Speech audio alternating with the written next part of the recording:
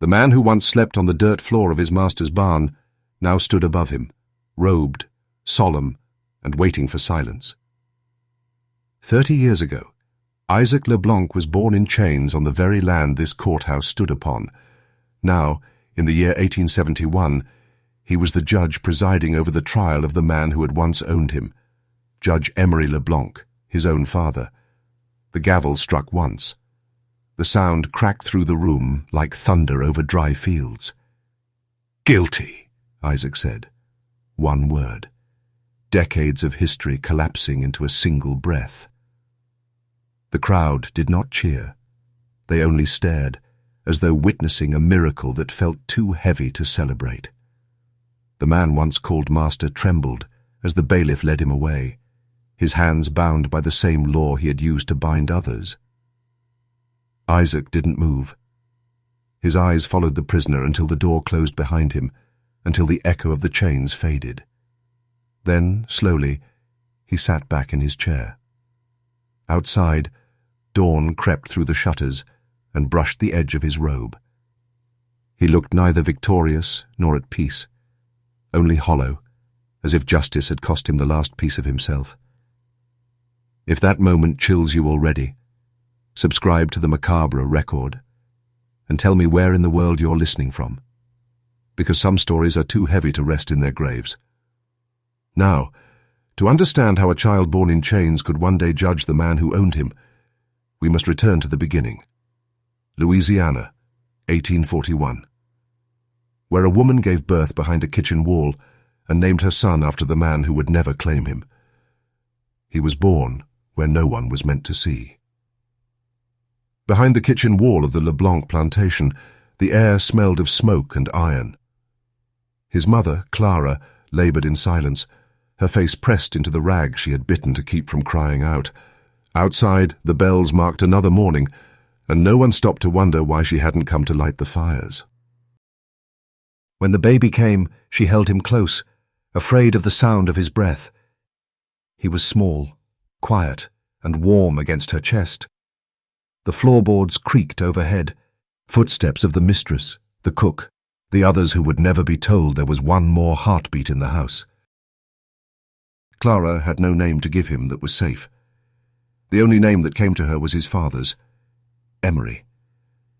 But she whispered it only once, under her breath, before tucking the thought away like contraband. She would call him Isaac, a name from Scripture, the child spared at the last moment.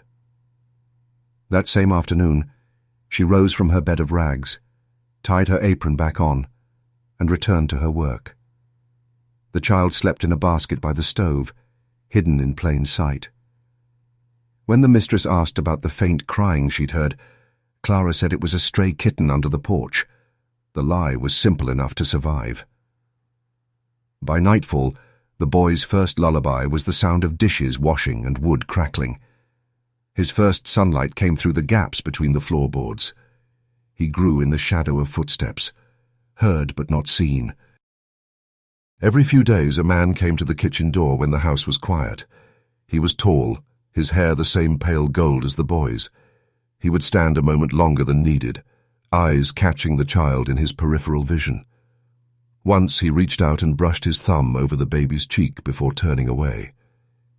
Clara said nothing. She didn't have to. The truth had already taken root. When the mistress finally noticed the child, months later, she asked whose it was. Clara lowered her eyes. "A field hand, ma'am. He died before harvest." The mistress nodded once, satisfied, and moved on. That lie, too, survived. So Isaac grew up in the corner of the kitchen, where light and shadow never agreed on his place. He learned to walk holding the legs of tables, to speak softly so as not to interrupt conversations above him. His mother taught him songs that no one else in the house could understand, songs about rivers, escape, and remembering names. And when she held him at night, she whispered what she could not say by day. "You are not what they see, Isaac. Remember that. One day even the walls will have to listen." The Leblanc plantation was not the grand white mansion of storybooks. It was a house built for control, its beauty only visible from a distance. Up close, the paint peeled, the shutters hung loose, and the smell of the sugar mill drowned every hint of magnolia. By the time Isaac could walk, the world around him had already arranged itself in two halves, those who gave orders and those who obeyed. His mother belonged to the kitchen, her hands forever moving, her words careful. Isaac belonged to the silence between her steps. He learned early that quiet was its own language. When he heard boots on the porch, he hid without being told. When the overseer's voice rose, he understood danger without needing to see it. But there was one man whose presence filled every shadow, Judge Emery LeBlanc, the master of the estate. To everyone else, he was a man of letters, law, and property. To Clara, he was the reason she never looked up when she spoke. To Isaac, he was the man whose face he recognized in his own reflection, though no one dared to say why. Some nights, when the house was half asleep, the judge would pass through the kitchen. His steps were soft, his voice lower than the rest. He would ask Clara questions that sounded like orders. "He eats well? He sleeps?" She would nod, keeping her eyes fixed on the floor, and when he left, she would hold Isaac close until her heartbeat slowed. To the others, Isaac was only the kitchen boy, the child who fetched kindling and carried water. But in the quiet, Clara taught him to listen. "You hear that?" she would say when the judge's sons argued in the parlor. "That's how they learn to talk to the world. You listen, and you'll learn it too." Through cracks in the wall, Isaac memorized the sound of reading, the rhythm of words he couldn't yet see. He would repeat them softly at night, stringing together syllables that had never belonged to him. When he was old enough to run errands to the main house, he started to notice small things, how people bowed their heads when the judge passed, how his own name carried no weight at all. He didn't have a surname, but he had a gaze too sharp for a servant's child. One afternoon, while scrubbing the steps, he looked up and caught the judge watching him. Their eyes met for only a second, but something flickered there. Not pity, not affection, but recognition. The judge looked away first. That night, Clara whispered, "Never stare at him again, not even for a heartbeat. A man like that can't stand to see himself in anyone he owns." Isaac said nothing, but he remembered. From then on, every shadow in the house seemed to stretch from that man's figure, a shadow that would one day have to face the light. By the time Isaac was 10, he had already learned what most men twice his age never would: how to disappear in plain sight. He could stand against a wall and become part of it, move through a room without sound, hear a conversation and never be noticed. It was this invisibility that saved him, and it was also what taught him.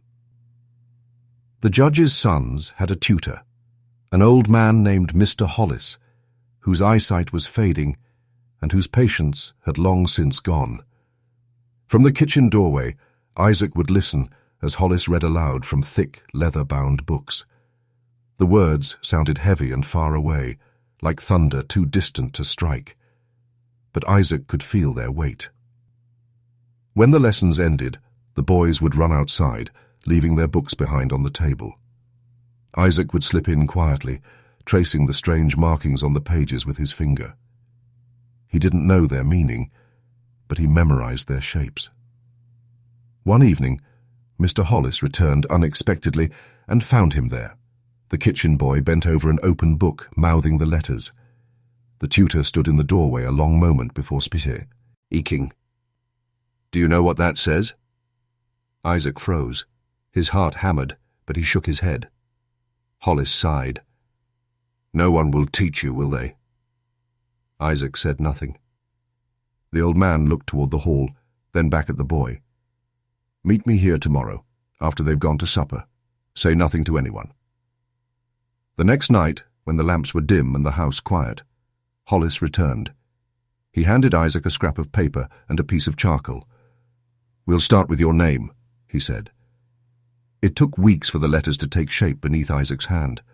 The lines wavered, smudged and broke, but Hollis was patient. "Each mark is a door," he told him. "Every word opens another one." In time, Isaac learned more than just letters. He learned the sound of laws, words like ownership, property, witness, and justice. They didn't belong to him, but he studied them like a man preparing to steal them. When Mr. Hollis was dismissed that winter, too sick, the judge said, he left a small gift behind, a torn page from a law book, hidden under the kitchen floorboard. On the margin he had written in shaky ink, "You will need this more than they ever will." Isaac kept it for years, folded into the lining of his coat. He couldn't yet know that those same words would one day come from his own mouth, inside a courthouse that still carried his father's name. For now, he kept learning in secret, reading scraps from burned letters, receipts, and discarded papers. In a world that had tried to keep him in darkness, each word was a match struck in the night. And somewhere in the main house, the man who called himself judge slept peacefully, unaware that the same law he worshipped had begun to learn his child's name. By 1860, the air itself had changed. The fields were still green, the river still thick with barges, but everyone could feel something coiling beneath the surface. Even the birds seemed to fly lower, closer to the earth, as if listening.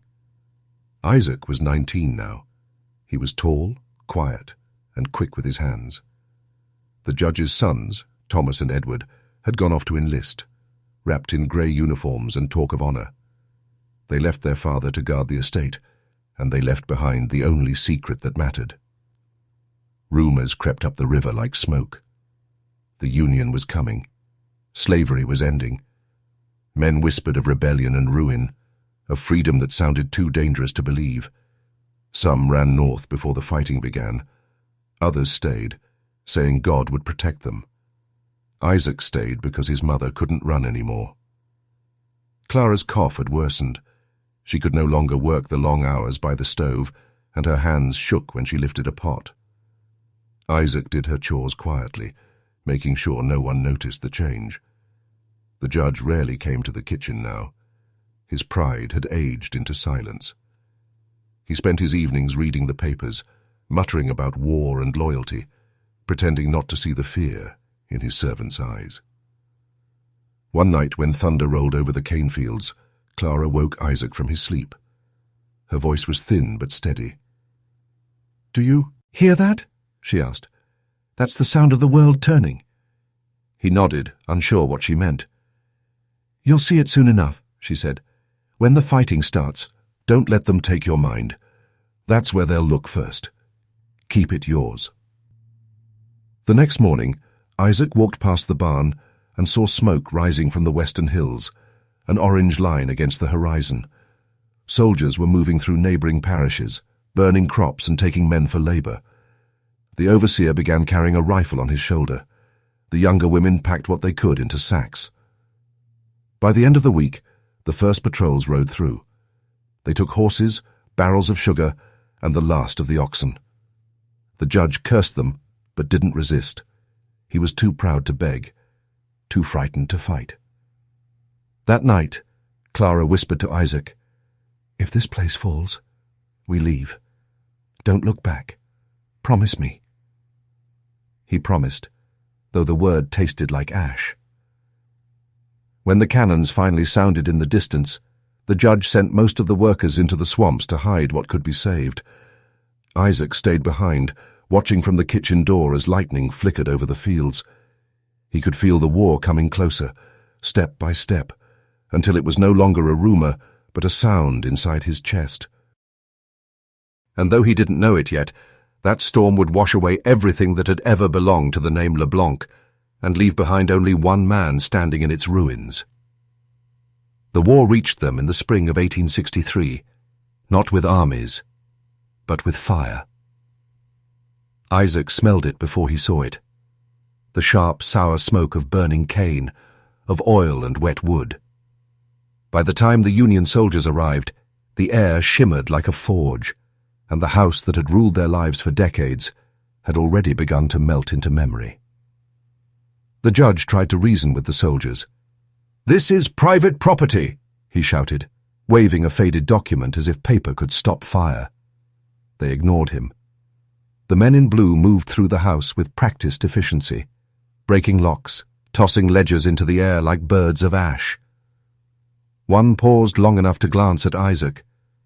Their eyes met for a second, and something wordless passed between them. Not pity, not mercy, just recognition. Clara stood by the door with a shawl wrapped around her shoulders, her face pale with heat and disbelief. "We go," she said. "Now." Isaac helped her down the back steps as the first windows burst. Glass rained across the veranda like hail. Behind them, the grand piano, the one the judge's wife had played before the fever took her, cracked under the weight of its own burning. The music was gone, but the echoes seemed to linger in the smoke. They followed the road north toward Baton Rouge, a road already crowded with others, women, children, men with eyes hollowed by fear. The sound of the war trailed behind them, distant shouting, gunfire, the low rumble of wagons dragging away what was left. Clara's strength failed faster than Isaac could admit. Each mile left her breathing shallower, her steps shorter. When she stumbled near the edge of a magnolia grove, he caught her, lowering her gently to the ground. Her hands, once steady and Stroh's, trembled against his. "Don't stop," she whispered. "Keep walking. I'm not leaving you." She smiled faintly. "You will, because you must." The night was full of fireflies, their light soft and patient.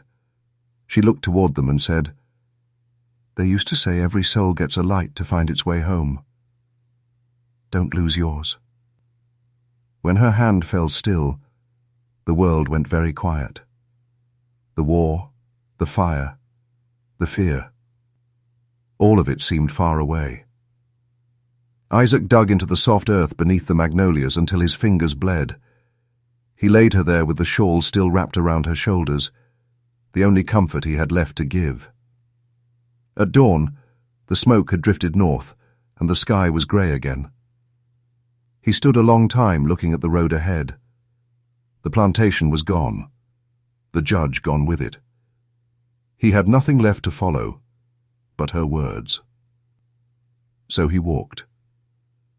Each step carried him further from the past and closer to the man he would have to become, the man the world was not ready to meet.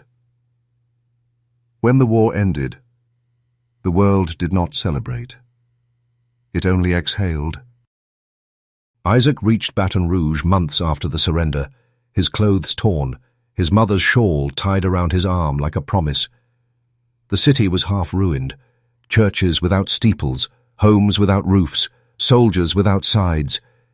Everywhere people spoke the word freedom like it was a secret they weren't sure they were allowed to say. He didn't feel free. He felt untethered. The laws had changed, but the eyes of men had not.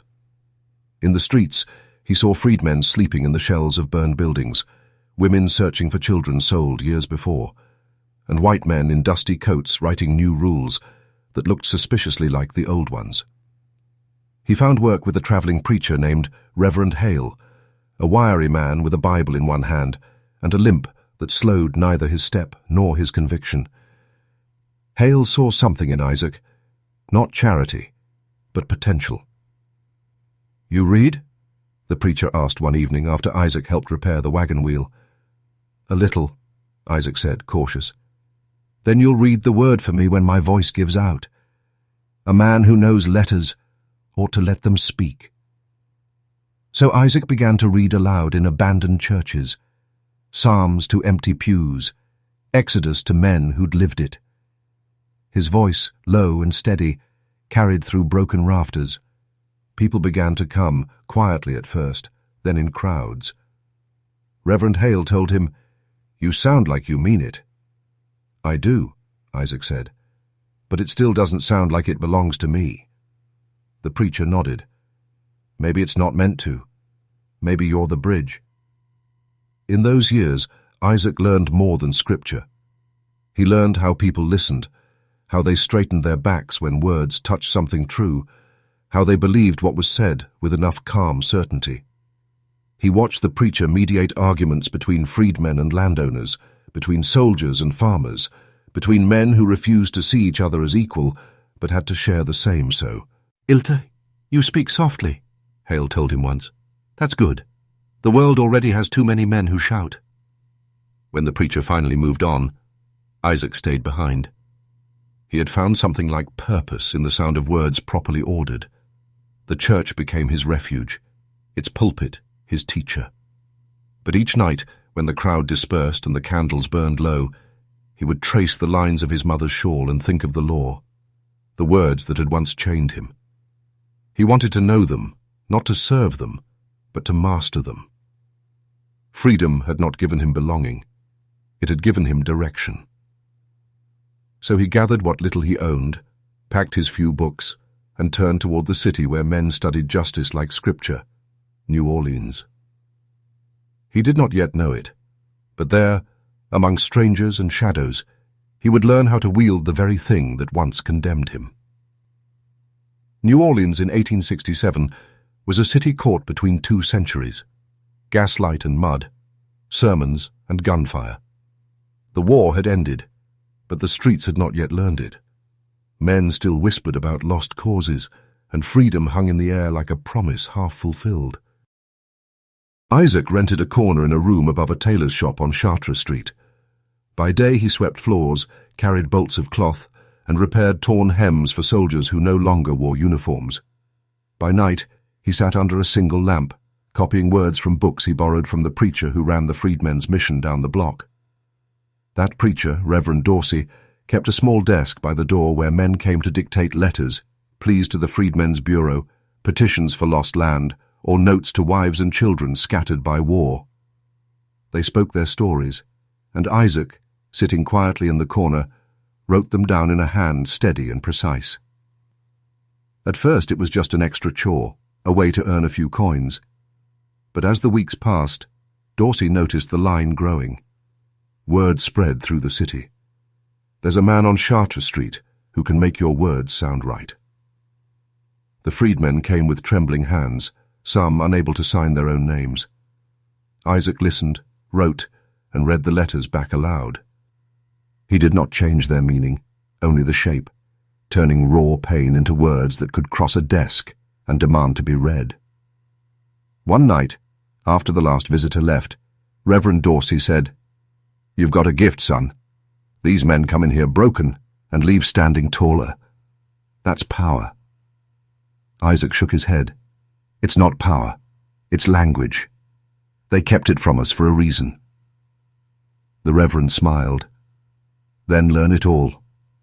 Learn every word they ever used to keep you down and use it back at them." So Isaac did. He spent long nights reading court records and proclamations, learning how words could twist a truth until it strangled itself.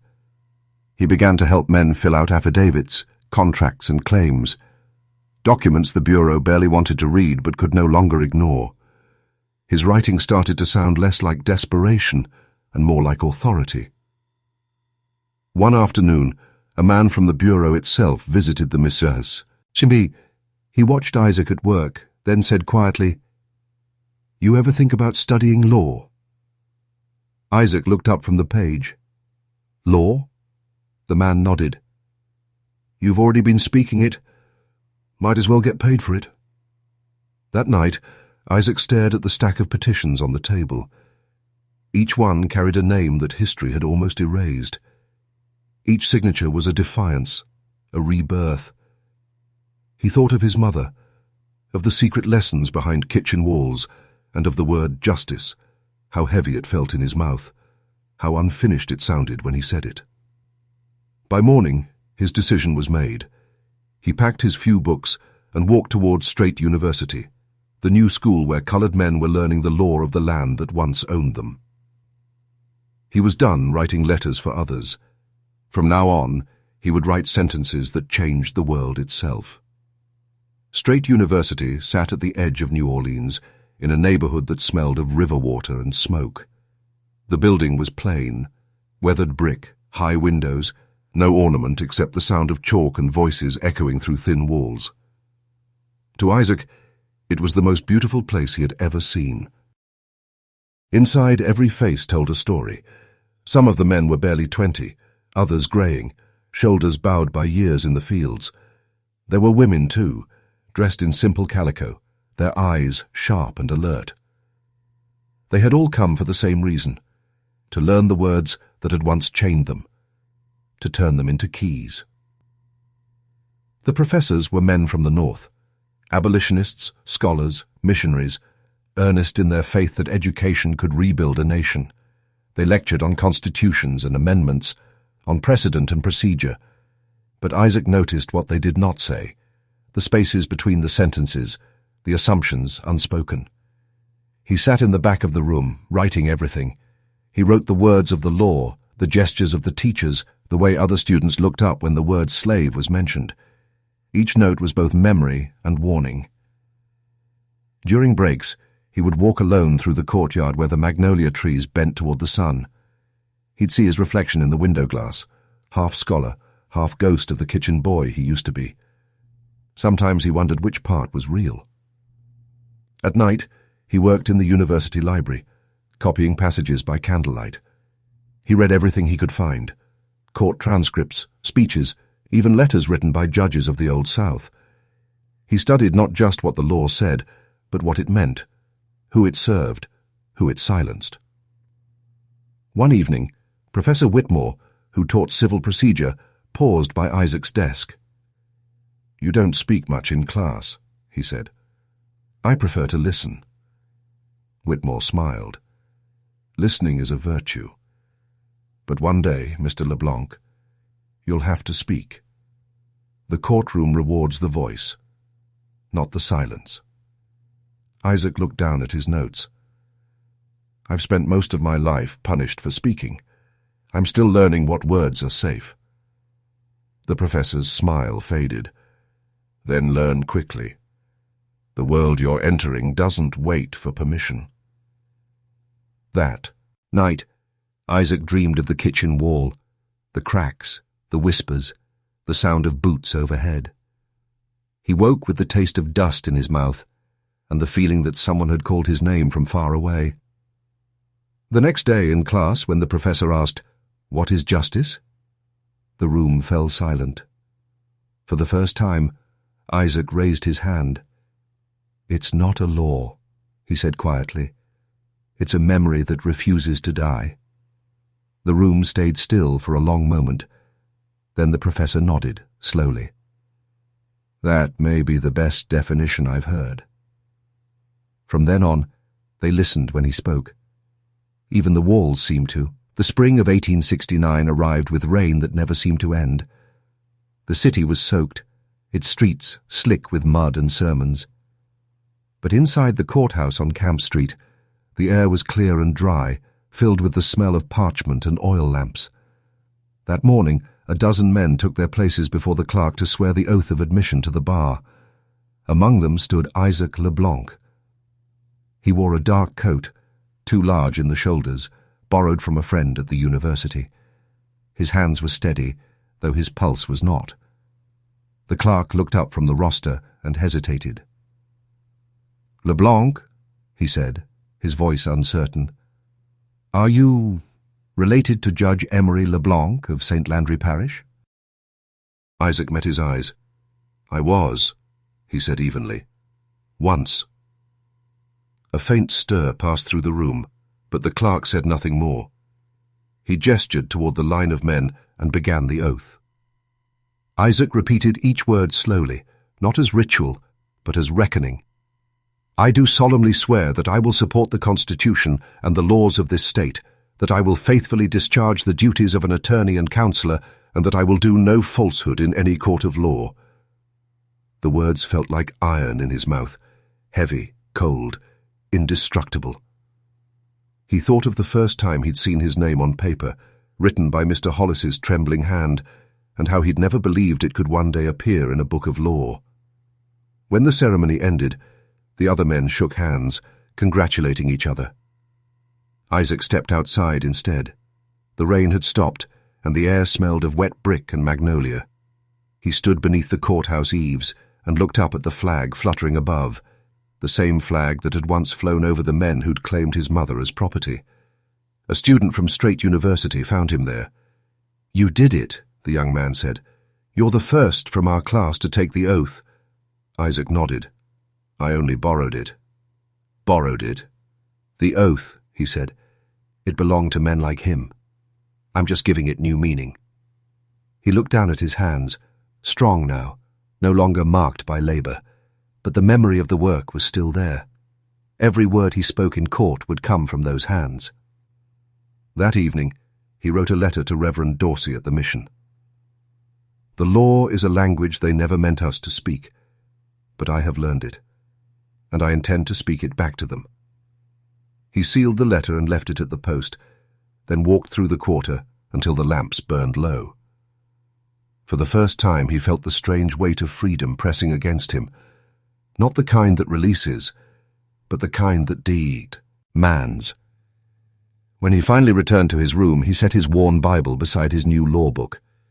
Two faiths, side by side, and though he did not yet know it, both would soon be tested in the same courtroom. It came folded in plain paper, without seal or signature, carried by a courier who didn't bother to wait for an answer. The handwriting was neat, the ink faint, the sort of letter a man sends when he has already run out of time.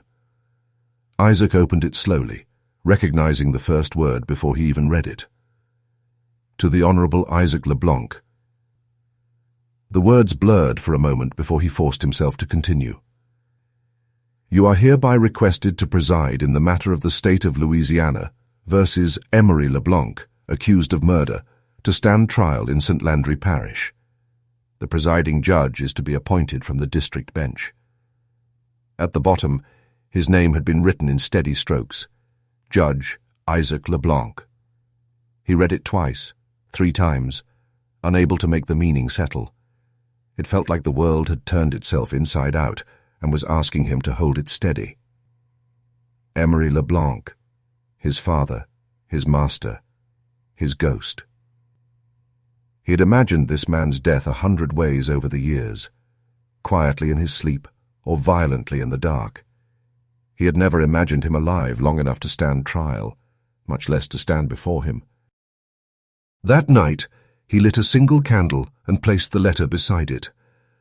The flame trembled, but the paper did not burn. He sat there for hours, the air thick with the smell of rain and ink, hearing his mother's voice from somewhere deep in the past. "Even the walls will have to listen." He had become the wall now, the law itself. At dawn, he packed his bag.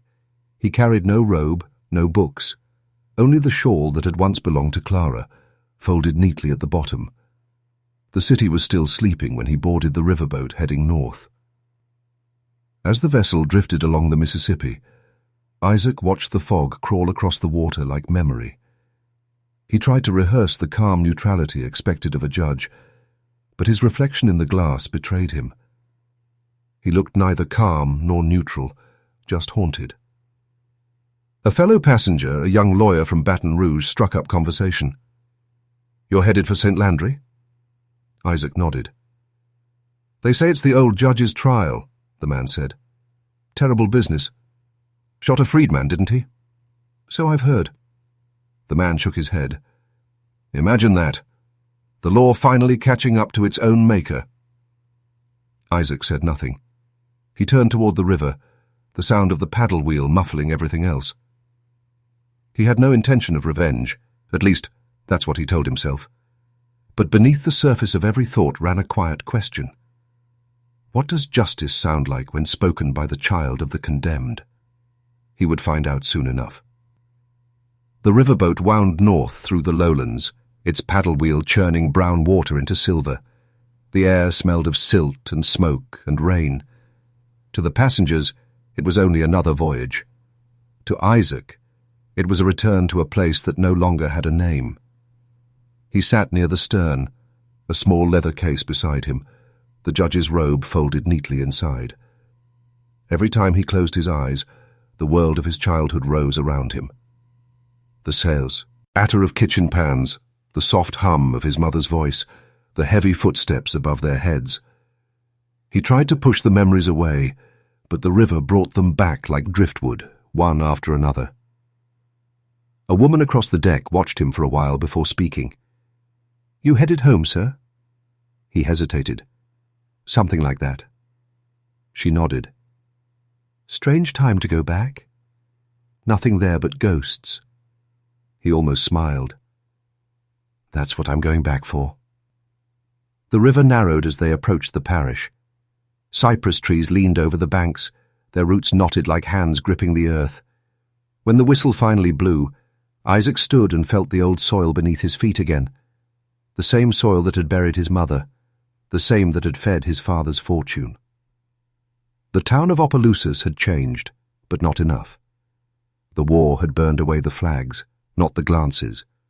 Men still tipped their hats to the wrong kind of power, still whispered in doorways when a black man walked by in a coat too fine. But now, when Isaac passed, those whispers fell silent. They didn't know whether to greet him or to step aside. He checked into the small inn across from the courthouse, a building rebuilt from what the fire had spared. That night, he walked the empty streets, his boots echoing against cobblestone. The air carried the faint scent of sugar and wood smoke, the ghosts of a plantation long dead. When he finally reached the edge of what had once been LeBlanc land, he stopped. The house was gone, reduced to a skeleton of chimneys and stone. The magnolia trees still stood, taller now, their roots pushing through the remnants of the veranda. Isaac stood among them, the wind pulling at his coat, and for a moment he could almost see her. His mother, standing in the doorway, holding a child the world was never meant to see. He knelt in the grass, placed his hand on the earth, and whispered, "I'm back."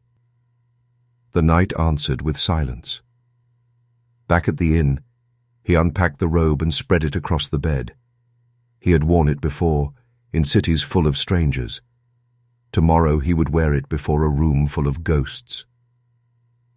He doused the lamp and lay awake in the dark, listening to the river in the distance.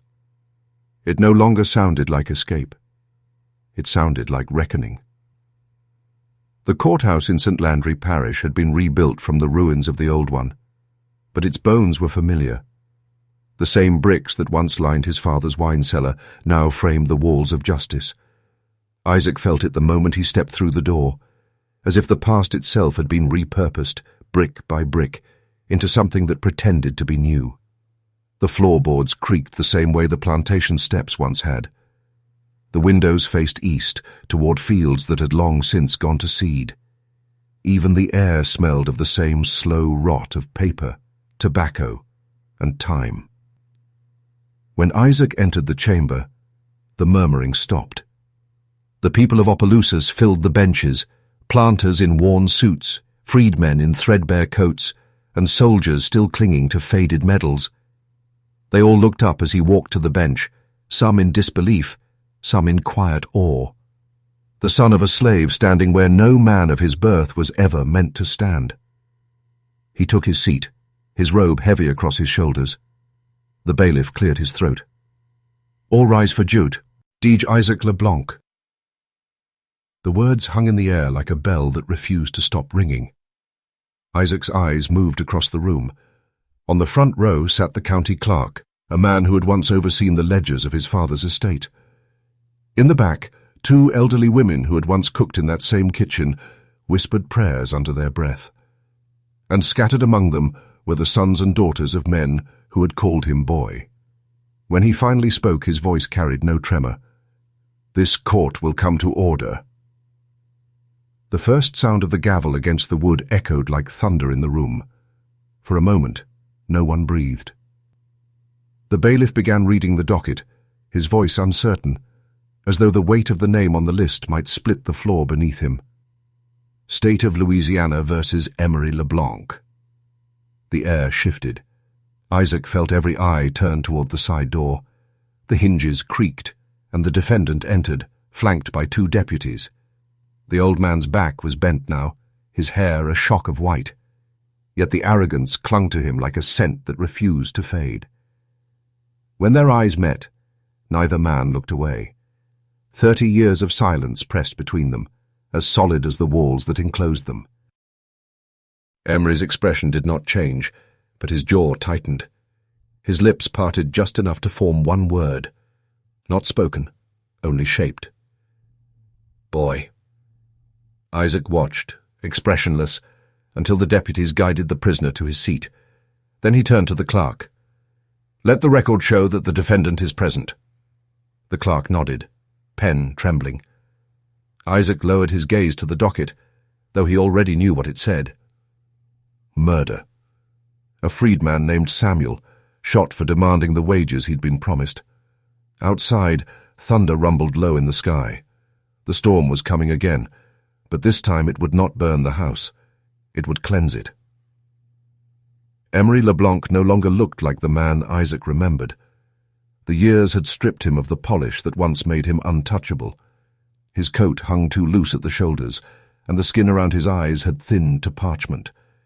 Yet even now, shackled and aging, he carried himself as though the room still belonged to him. He refused the chair the deputies offered. I'll stand, he said, his voice low but steady. The same voice Isaac remembered from childhood, the one that could turn an order into law. Isaac inclined his head slightly. You may do as you wish, Mr. LeBlanc, but this court will proceed. A ripple of murmurs passed through the gallery. Some people looked at Isaac with disbelief, others with something closer to fear. It was not the trial that unsettled them. It was the sight of the old order standing face to face with what it had created. The prosecutor, a young man from Baton Rouge, cleared his throat and began to outline the case. The defendant stands accused of the unlawful killing of Samuel Baptiste, a freedman employed as a sharecropper on his estate. The prosecution will show that the deceased demanded payment for his work and was met instead with violence. Isaac listened in silence, his hands folded on the bench. He could feel this, the weight of every word, but kept his face still. Only once did his gaze drift toward Emery, who stood motionless, staring at the floor as if the story being told were about someone else entirely. When the prosecutor finished, Emery's lawyer rose, an older white man who had once served beside him on the parish council. Your Honor, he said carefully, the defense concedes that the incident occurred, but maintains that Mr. LeBlanc acted within the customs of his time. The law, as it was then understood, recognized the authority of a landowner over his laborers. The courtroom shifted uneasily. Isaac leaned forward just enough for his voice to carry. Counselor, the customs of the past are not the laws of today. You will proceed on the facts, not on ghosts. The lawyer swallowed and nodded. Yes, Your Honor. Emery lifted his head at last. His eyes met Isaac's, pale grey, sharp even in age. For a heartbeat, the room seemed to vanish. They were back in the old house, 2 reflections caught in the same mirror. Father and son, master and servant, judge and accused. Emery's lips curled into the faintest trace of a smile, the kind that once made servants lower their eyes. It no longer worked. Isaac broke the stare first, turning to the clerk. Let the first witness be called. As the gavel struck, the sound echoed through the rafters like an old door closing on history.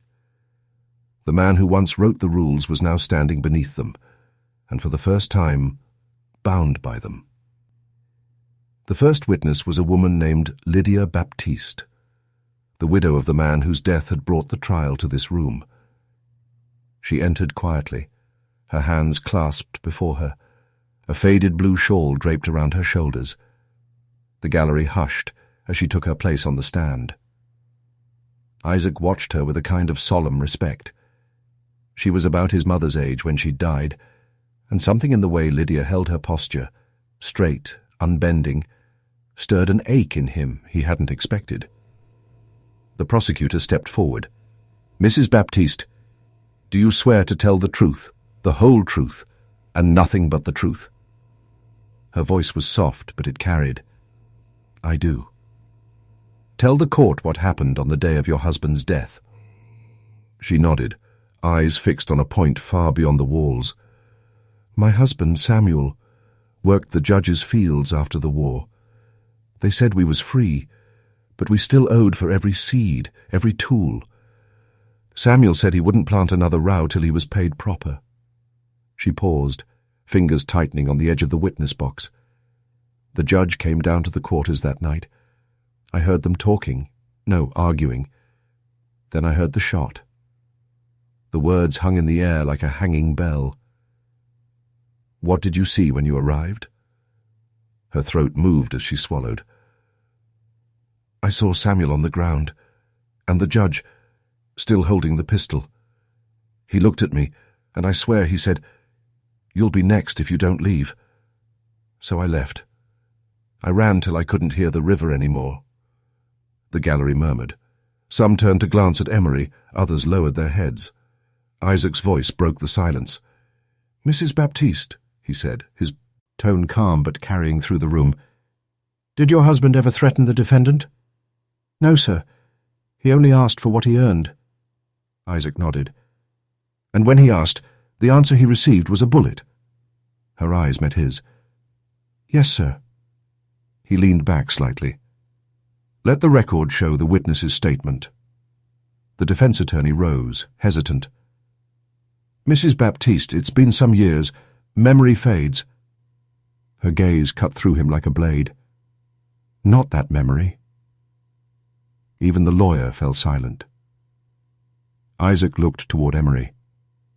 The old man had not moved, not blinked. His eyes remained fixed ahead, unseeing. When the testimony ended, Lydia stepped down slowly. Before leaving, she turned, not to the jury, not to the lawyer, but to Isaac. For the briefest moment, her eyes softened. Then she walked out the door into the light. The courtroom stayed still long after she was gone. Only the sound of the quill scratching the record broke the air. Isaac cleared his throat. "Next witness." The gavel touched the block, gentle but final. He told himself he was only following procedure. But deep down, something colder stirred. The realization that justice, once spoken, never sounded clean. It always carried an echo. The next morning began with rain, soft and steady. The courthouse windows fogged with the breath of those inside, and the damp made every sound sharper. The scrape of chairs, the creak of shoes, the turning of paper. Isaac took his seat at the bench, his robe still cool from the morning air. The room quieted as the bailiff called the session to order. The first thing he noticed was that the name written on the day's docket, LeBlanc Vaz the State, carried his own. For the first time, the record had no way to hide the truth. The defense rose to question the next witness, a clerk from the parish records office, a nervous man who seemed to sweat ink. He spoke of ledgers and signatures, of contracts that had never been honored, of payments made in promises rather than coin. "Your Honor," the defense said, "my client maintained these arrangements under the customs of Reconstruction law. These men entered willingly." Isaac cut him off. "Under threat of hunger," he said quietly. "Not willingly, not free." The lawyer flushed. "The record speaks for itself." Isaac nodded. "Indeed it does. And I can read it." The remark rippled through the courtroom like a tremor. A few of the freedmen in the back lowered their eyes, hiding faint smiles. The older planters stared, tight-lipped. The judge's son, Thomas, sitting behind the defense table, shifted uneasily. Thomas had returned from the war crippled, walking with a cane. His uniform was long gone, but his pride was not. He had not spoken during the trial, but now his voice broke out. "My father's not the villain you make him," he said, his tone trembling with anger. "He built this parish when most of you couldn't even sign your names." The bailiff started forward, but Isaac raised his hand. "Let him speak." Thomas glared up at him. "You stand there with his name, wearing his blood, and you call him murderer?" The room went still. For a moment, all that could be heard was the ticking of the clock above the door. Isaac met his half-brother's eyes. His voice was even. "The law doesn't care whose blood runs where. It only cares whose hands are stained by it." Thomas's face reddened. "You're no LeBlanc." "No," Isaac said. "Not the kind you remember." The younger man sank back into his seat, the sound of his cane knocking once against the floor. When the clerk finished his testimony, Isaac dismissed him with a nod. He sat in silence for a long moment, staring at the docket before him. For the first time since the trial began, he allowed himself a breath.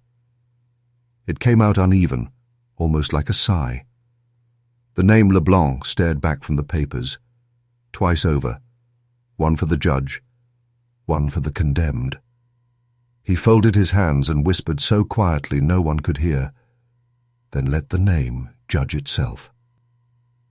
By the third day, the courthouse had grown heavy with its own silence. The smell of damp wood and sweat hung in the air. The jurors sat pale and restless, shifting in their seats. Outside, thunder rolled across the fields, but never came close enough to break the heat. The defense attorney, Mr. Collier, rose slowly from his table. He had been saving his energy for this moment, waiting until the crowd's nerves were raw. He was a practiced man, voice like smoke, polite even when he lied.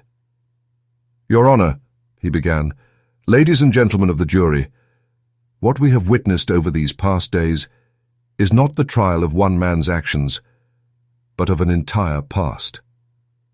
He let the words settle, then continued.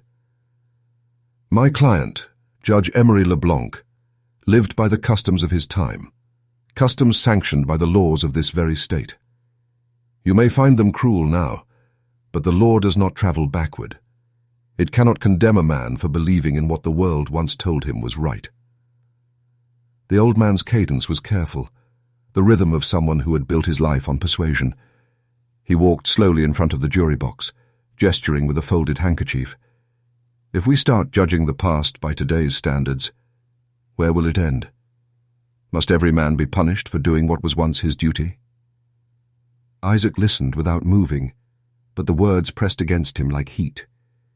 He had heard that tone all his life, calm, reasoned, righteous, the voice of order defending itself.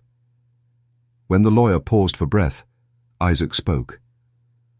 "The court reminds counsel that murder was never a duty. You may proceed." A flicker of irritation crossed the attorney's face, but he masked it quickly. "Then I ask only for mercy, Your Honor.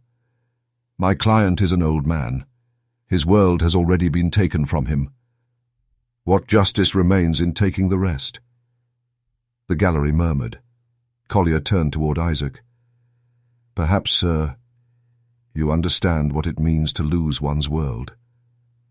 Isaac's eyes met his. "Yes," he said. "But I never took another man's to keep my own." The attorney faltered, then turned back to the jury.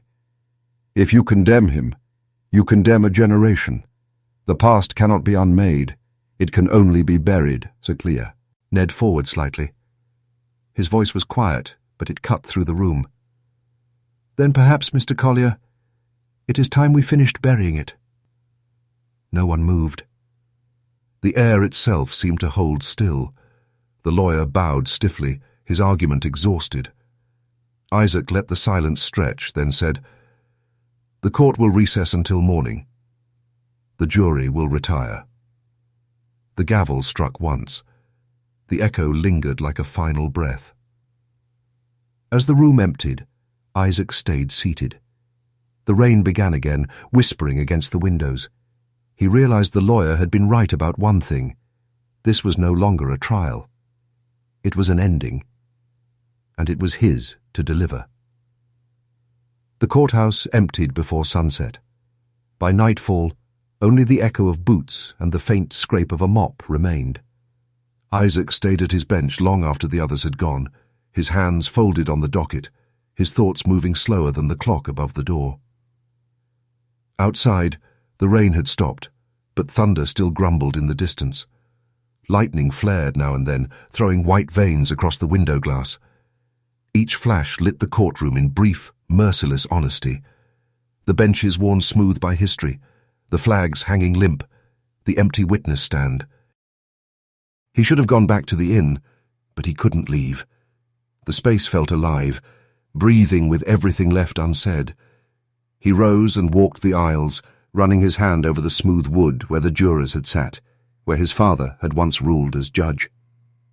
Near the clerk's desk, he found a small Bible left behind by one of the jurors. The cover was cracked, the pages soft with use. He turned through them aimlessly until he reached the Gospel of Matthew. A verse had been underlined in faint pencil. For with what measure ye meet, it shall be measured to you again.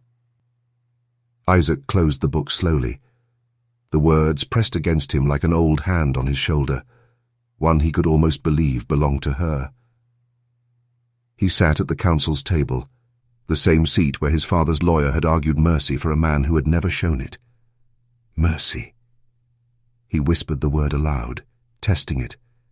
It felt foreign on his tongue, hollow in the room. He reached into his coat and pulled out the folded shawl. His mother's. It still carried a trace of her, smoke and lavender, the scent of quiet endurance. He laid it across the bench before him and stared at it until the lines of fabric blurred. He remembered her last words beneath the magnolias. Don't lose your light. At the time he thought she meant hope. Now he wondered if she meant restraint, the kind of light that refuses to burn everything it touches. A floorboard creaked. He looked up to see the bailiff lingering by the doorway, hat in hand. "You all right, Judge?" the man asked softly. Isaac nodded. "Just making sure I understand what I have to do." The bailiff hesitated. "Ain't many men would have made it this far, but you're the only one who can do this right." Isaac said nothing. When the man left, he sat alone again, the storm moving closer. He knew what justice demanded. He knew what mercy sounded like. But between them stretched the quiet, the endless distance of a lifetime. When the thunder cracked directly overhead, he whispered to the empty room, "Then let tomorrow speak for both of us." He folded the shawl, set the Bible on top of it, and left the courtroom in darkness. Morning came grey and windless. The sky above St. Landry looked scrubbed clean, as if the night storm had washed everything false away. The courthouse bell rang once, dull and hollow, and the people began to gather again. Farmers in worn coats, freedmen clutching hats to their chests, the few townsmen who had always come early for gossip and stayed for judgment. When Isaac entered, the murmuring stopped. He took his place at the bench without a word. The bailiff called for order, but the room was already still. The defendant stood waiting, the iron cuffs around his wrists glinting in the weak light. Emery LeBlanc looked smaller than before, like a man who had been slowly unmade by his own memories. The jury filed in, eyes down. Isaac's voice when it came was low but steady. "Has the jury reached a verdict?" The foreman rose, hands trembling. "We have, Your Honor." He unfolded a slip of paper and read, "We, the jury, find the defendant guilty as charged." No gasp, no cry, only a ripple of breath through the room, half relief, half disbelief. Isaac nodded once, as though he had known all along that the world could not avoid this moment forever. He looked at the man before him, the father who had never spoken his name. Their eyes met one last time across the gulf that years had dug between them. In that brief silence, the air seemed to thicken with every word they had never said. Isaac spoke quietly. "Emery LeBlanc, this court finds you guilty of the unlawful killing of Samuel Baptiste. You are hereby sentenced to life imprisonment at hard labor. The law you once wielded now binds you." Emery's mouth twitched, but no sound came. He stood motionless as the deputies took his arms. When they turned him toward the door, his gaze lingered. On Isaac, on the room, on the last remnants of a kingdom built on silence. Then he was gone, swallowed by the narrow hallway that led to the holding cells below. For a long time, no one moved. The wind pressed against the shutters, a hollow whisper like the breath of something finally finished. Isaac set the gavel down carefully. His hand hovered above it, unwilling to strike again. Justice had been spoken, yet it did not feel like victory. It felt like absence, the sound of a chapter closing with no applause. He looked out across the benches and saw faces wet with quiet tears, others unreadable. No one cheered. They only watched as he rose and gathered his robe, each aware that something larger than one man had just ended. Outside, the sun broke weakly through the clouds. The air smelled of wet earth and iron. Isaac stepped into it, bareheaded, and drew his first breath as a man freed not by a document or decree, but by the weight of a truth finally spoken aloud. He did not look back. When the sentence was done and the courtroom emptied, Isaac remained seated behind the bench. The sound of footsteps faded down the hall until only the clock remained, ticking with the indifference of time. The world had waited 30 years for that verdict, but now that it had arrived, it seemed sure what to do with itself. Outside, the people dispersed in silence. No one dared to call it justice aloud. The word felt too fragile, too complicated to celebrate. For some, the trial had been vengeance. For others, it had been proof that the old world was truly gone. For Isaac, it was neither. It was a reckoning that left him hollow, like a bell rung once too often. He removed his robe and folded it neatly on the bench. Beneath it, his shirt clung damp to his skin. The courtroom smelled of wood oil and rain-soaked paper. He pressed a hand to his chest, feeling the slow, steady beat beneath his ribs, and wondered if peace always came disguised as exhaustion. The bailiff returned quietly, hat in hand. "It's done then," he said. "Yes," Isaac answered. The man hesitated. "Folks will be talking. Some saying you did God's work, some saying you judged your own blood." Isaac gave a faint smile that didn't reach his eyes. "Let them talk. It's their right now." He walked outside into the courtyard. The sky had cleared, pale and wide, the air still damp but clean. Mud clung to his boots, the same soil that had once known his mother's footsteps and his father's. The magnolia trees along the road had begun to bloom again. Their scent rose like memory, sweet, heavy, impossible to forget. He followed the dirt path to the river's edge. The water moved slowly, carrying branches and scraps of driftwood toward the gulf. He stood there for a long time, letting the wind cool his face. Justice had come, but not absolution. The sentence had changed nothing of what had been. It had only closed the distance between them, two lives knotted by blood, undone by silence. He took the shawl from his coat pocket and unfolded it. It was lighter now, its threads worn thin. He knelt by the river and dipped the edge into the current. The water darkened it to its original color, a deep, steady brown, the color of the earth itself. "Rest easy," he murmured. "It's finished." Then he let it go. The fabric floated for a moment, then sank, drawn quietly into the moving water. When he stood, he felt the strange weight of freedom again, not the kind granted by law or decree, but the kind that comes when there is nothing left to lose. He turned from the river and began the walk back toward town. Each step left a shallow print in the damp soil, a mark that would fade by morning. The past, he thought, never disappears. It just changes its name. That night, the town of Opelousas slept uneasily. But Isaac didn't sleep at all. He sat by the single lamp in his room at the inn, his hands resting on a sheet of paper so thin the light passed through it. The pen waited beside him. He had faced juries, soldiers, preachers, even ghosts, and never hesitated to speak. But now, alone, he could not find the first word. At last he wrote a single line, "Father," then stopped. The word felt impossible. It was both wound and confession. He stared at it until the ink dried, until the shape of it began to blur. He tried again, slower this time. "I am writing to tell you that the law has spoken. You were found guilty. The sentence was mine to give, but not mine to enjoy."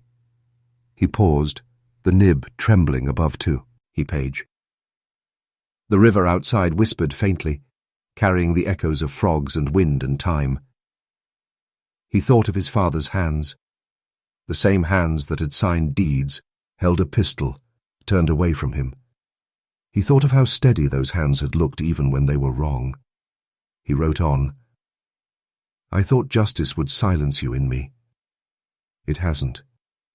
You live in every word I speak. I wear your name, not as inheritance, but as a weight. I have tried to make it mean something different. Perhaps that is punishment enough." He stopped again, looking toward the window. Beyond the glass, a lantern swayed in the night breeze, its flame bending but never breaking. The sound of wagon wheels drifted through the dark, life continuing, unaware of the history that had shifted a little beneath its feet. Isaac dipped the pen again. "I did what the law required, not what vengeance desired. I hope, before you die, you understand the difference." He signed nothing at the bottom, just folded the letter once, neatly, and slipped it into an envelope. For a long time, he held it over the lamp's flame, watching the light ripple across its surface. Then he blew the flame out. The room fell into darkness. When morning came, he carried the envelope to the clerk's office. The postmaster, a thin man with spectacles, asked, "Destination?" Isaac looked down at the blank space where an address should have been.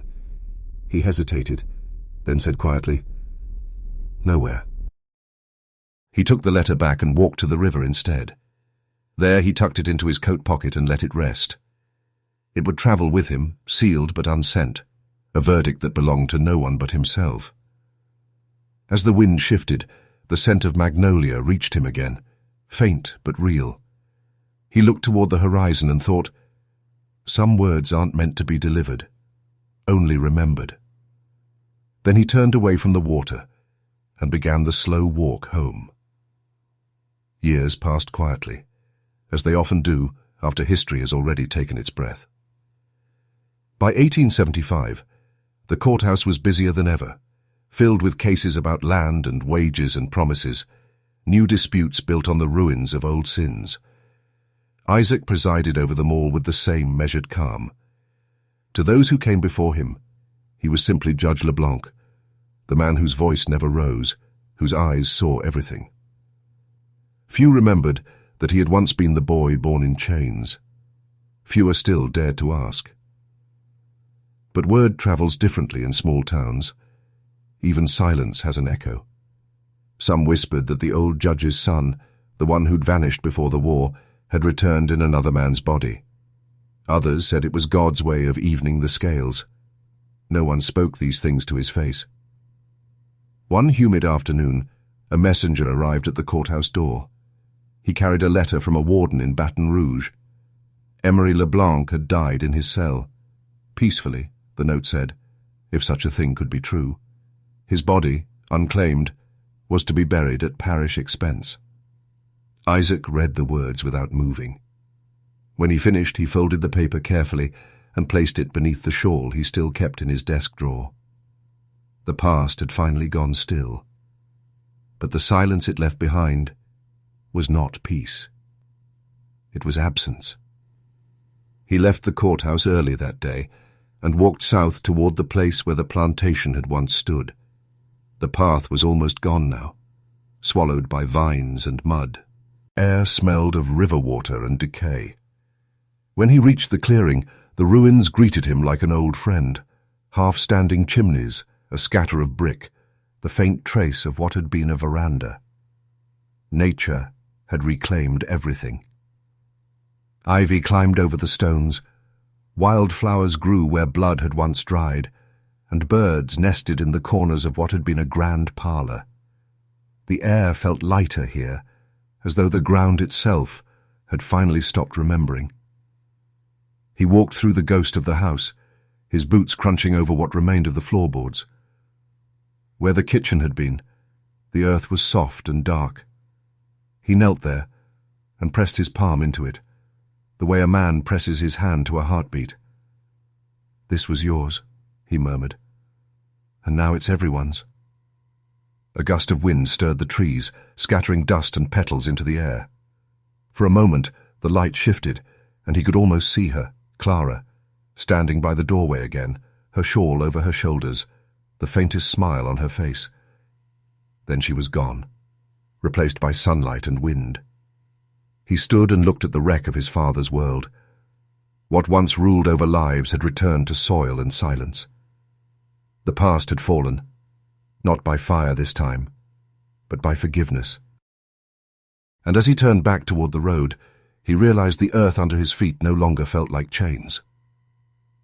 By the time autumn came, the town had begun to change around him.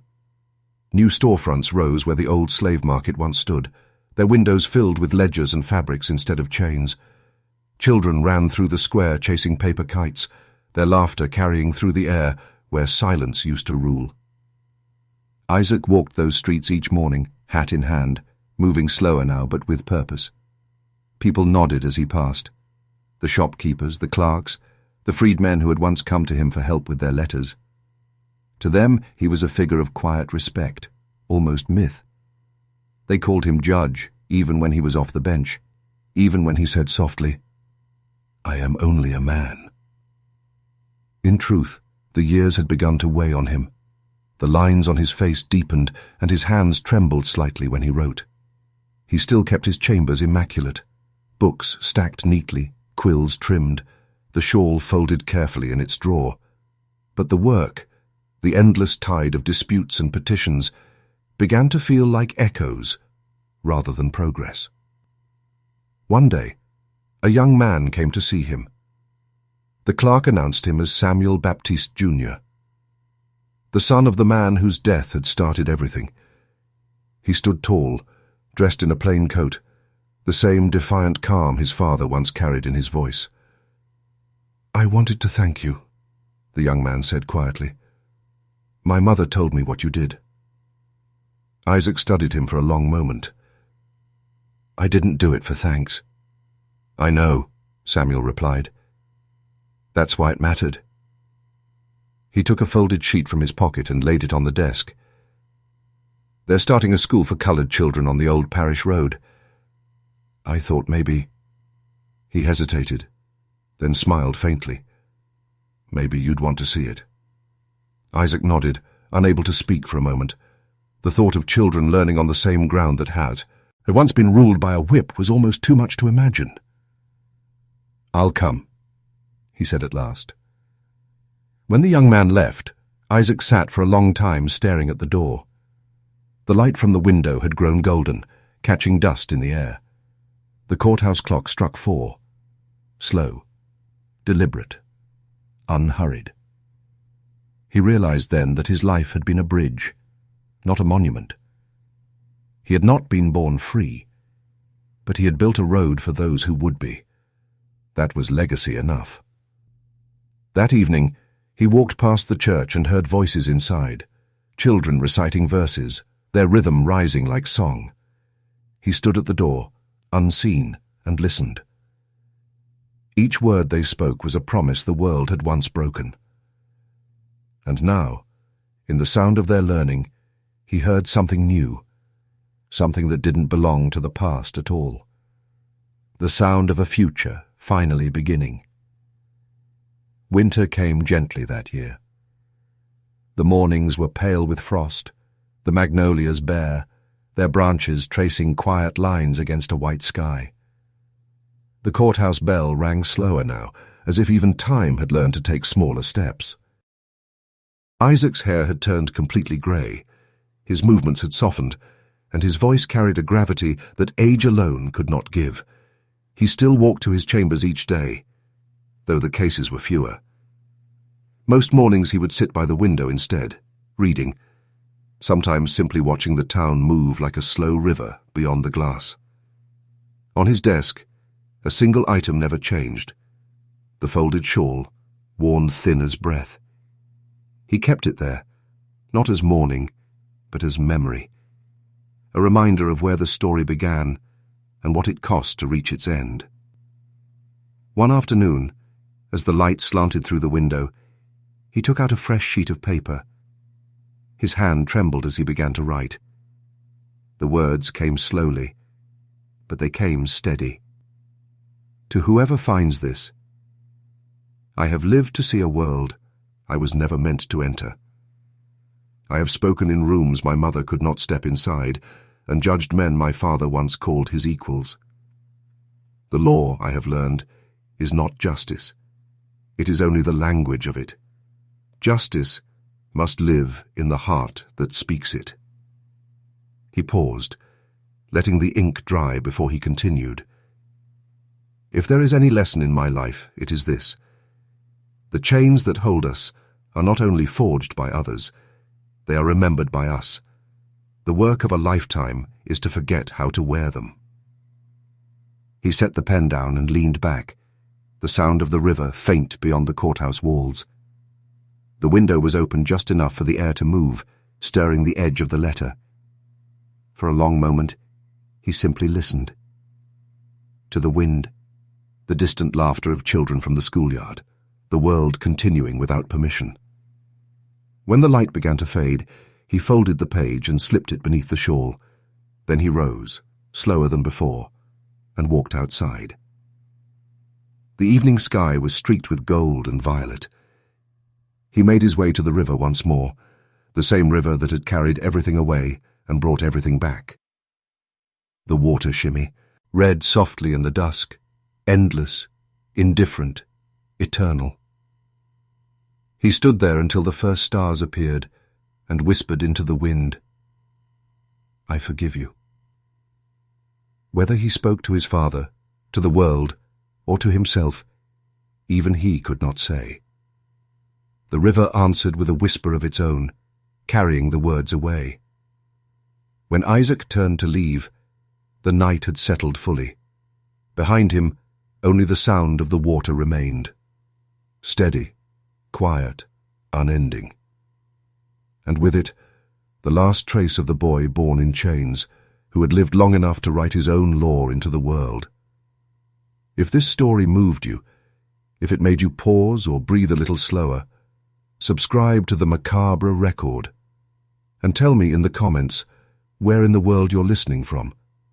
Because stories like this one, stories of memory, of justice, of silence turned into voice, still live in all of us. And somewhere, someone will need to hear them next.